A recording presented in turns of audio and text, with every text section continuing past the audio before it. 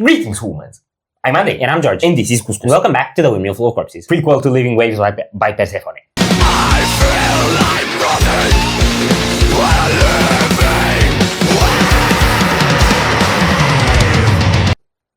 live. because in Living Waves by Persephone, you feel you're nothing but a living wave, which means before that you have to become the wave. Yes. Right. So Vintersea's previous singer, Avian, was the kind of person that shocked because based on her look and personality, you would never guess how she sounds. And Vintersea's current singer, Kayla Dixon, is the kind of person who shocks because based on her demeanor and look, she sounds exactly like you would expect her to sound. And we know that based off of one song that they've put out with her. And this is the second one. And it's called Becoming the Wave. And I suspect it's gonna be a big wave. Basically, she's a beastie gal. Yes, she is. And she may or may not be related to Daryl Dixon.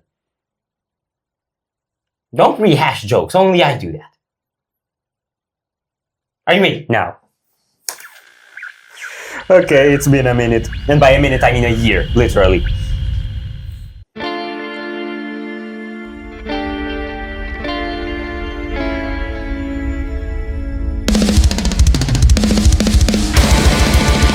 Wow! Okay.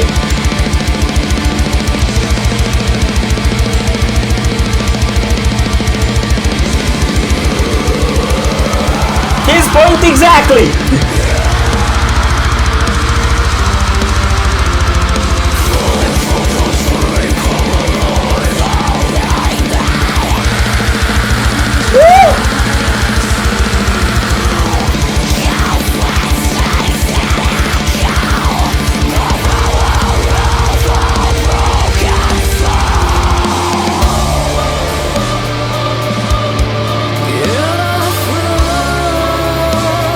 Let's go!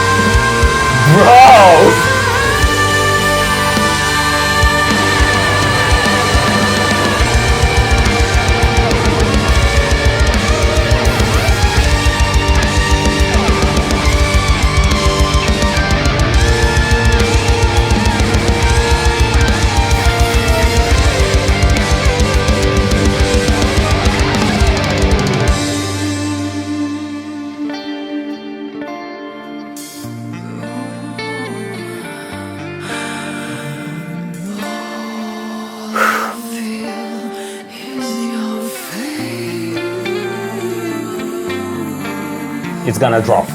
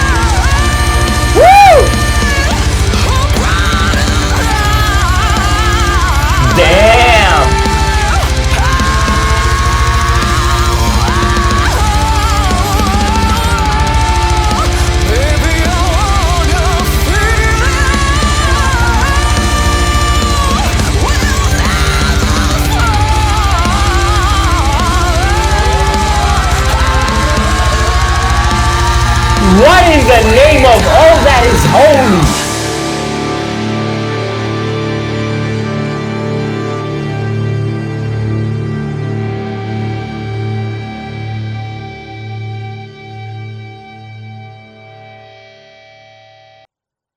So, you know when guitarists do very shreddy, flashy, impressive looking parts that are there just to show off? Apparently now singers can do that too. The craziest thing is that the way she was doing those vocal runs at the end, in terms of the vocal part itself, felt like what you would hear in a pop song. I could see the dynamics. But it fit this aesthetic. Yeah. I think because it was such a like full sounding harmonious song, right? Like very memorable melodies, but also very big sounding wall of sound. Big sounding wall of sound. That it definitely works to have that sort of layered interplay in vocals just to fit in with that wave, no pun intended, of sound. So yeah, it's strangely kind of worked, I'd say. I think they're using a lot more layering since Kayla joined. I don't think there was as much vocal layering basically on their first 3 albums. There was before a bunch. These 2 songs. There wasn't that much, but there was a bunch. I also feel like this one's moving a level up in terms of what they do with the vocal stuff. Yeah, but I also feel like it's kind of moving up in scale and production overall. So I know that like they're very inspired by nature stuff from that Oregon area that looks very spectacular. And I'd say Becoming the Wave is that they wanted to write a song that feels like trying to very confidently enter a sea that absolutely does not want you in and will immediately spit you out with a wave 2.5 times your size. Because that's how this felt. Not just water, pebbles, and shells. Everything thrown at you at once. Yeah. Well, at least you didn't get the aftertow dragging you into the sea. Yeah, I'm good without that. I don't want to die. Good. It was savage, and it's got such cool production sound too. Ever since their second album, they've had very good production sound quality. Yeah. But yeah, just all in all, massive banger. I don't know if the choral effects were layers of her or just samples. I think it's layers of her. A lot of things in this song felt like layers of her. She felt like she's many people in many places. Yeah. I struggled to follow a full structure, like where's the chorus, where's the verse, and stuff like that on first listen. But I did feel like when we got that almost breakdown part, that I didn't even realize was sounding like a breakdown by the time I was already in it, followed by the guitar solo. I think that was sort of the bridge section. Yeah. And then we get the atmospheric dip, and then you get the last vocal part, which maybe was a chorus, which then goes in all the runs.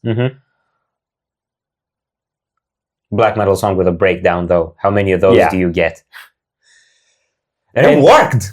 Yeah, and I have to shout out Carl, other than the fact that he's hot Yes. and production-y, Yes. on the lighting effects. Mm-hmm. Because you had some shots of her where it looked like it's basically nighttime, Yes. except you could see some like latent shade of sunset in the background. Mm-hmm.